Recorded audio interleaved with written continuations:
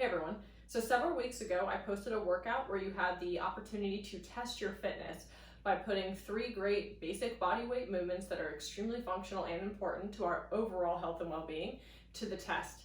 So as a reminder of what we did previously, we tested 3 different movements: body weight squats, body weight push-ups, and body weight sit-ups, by performing 1 minute of max repetitions of each of these movements. And we did 3 rounds in total to get 3 attempts at doing the best we could at putting out repetitions of these different movements. So hopefully if you did this workout previously when I posted it several weeks back, you have those numbers that you wrote down and recorded for yourself to compare against.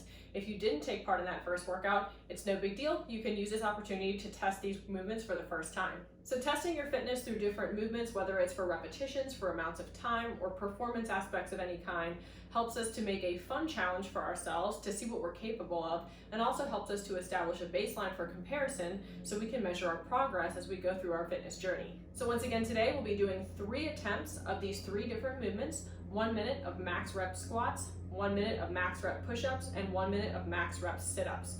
Remember, you're going to take a 30-second rest between each exercise you do, and at the end of each round of the 3 exercises, you'll take a 3-minute rest. This way you get a chance to kind of recover a little bit, catch your breath, let the heart rate come down, let the muscles recuperate before you do your next round of these 3 exercises at a maximal output effort. So all you'll need from me for this workout is a quick reminder on these 3 different movements and their form and modification options. So for your body weight squat, you want to start with feet hips width apart, weight should be through the heels, chest is going to stay upright, and the back's going to stay nice and straight with the core engaged as we drop down into the squat, keeping the weight in the heels and pushing the butt and hips back like we're sitting into a chair.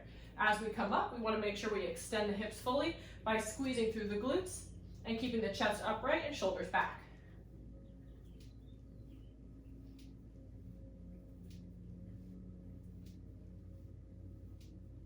With squats, you want to strive for depth in the movement so that hopefully the back of your thighs achieve a parallel line to the floor at the bottom of each of those repetitions.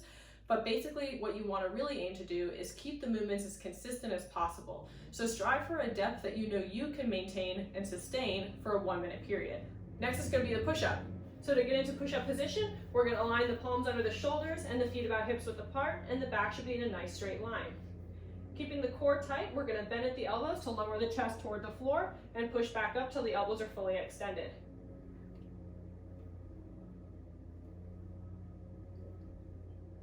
Now as a modification option, you can do kneeling push-ups. So for kneeling push-ups, we want to make sure the knees are aligned on the floor slightly behind the hips so that the back of the neck, shoulders, back, and hips form a nice straight line at an inclined angle. From here, we're going to bend at the elbows, lower the chest to the floor, and push back up till the elbows are fully extended.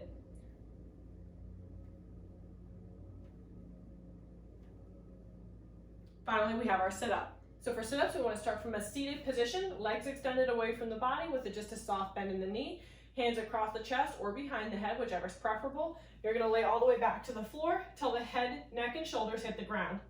Then we're going to sit back up till the upper body is vertical to the ceiling before laying back to repeat.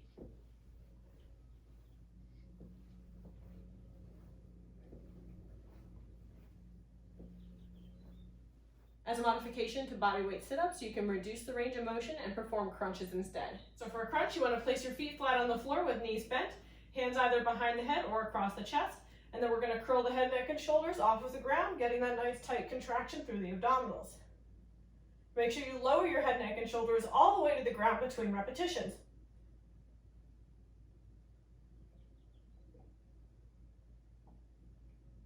Anytime you do any type of sit-up or even a crunch movement, make sure that your arms stay close to your body so that way you're not throwing them forward to utilize momentum to do the movement. You also want to make sure that your feet aren't being lifted or elevated off of the ground as you're performing the sit-ups or the crunches. So if you need to, you can always anchor your toes underneath a piece of furniture or a doorway. So hopefully today poses a fun fitness challenge for you guys to put these 3 movements to the test to see how well you can do against your last effort a few weeks ago. And remember, if you haven't done this workout before, use this as your first opportunity to test out these 3 movements. Make sure to record the repetitions of each attempt of each movement that you do in today's workout. And this will serve as a great tool for you to measure additional progress that you make in future workouts.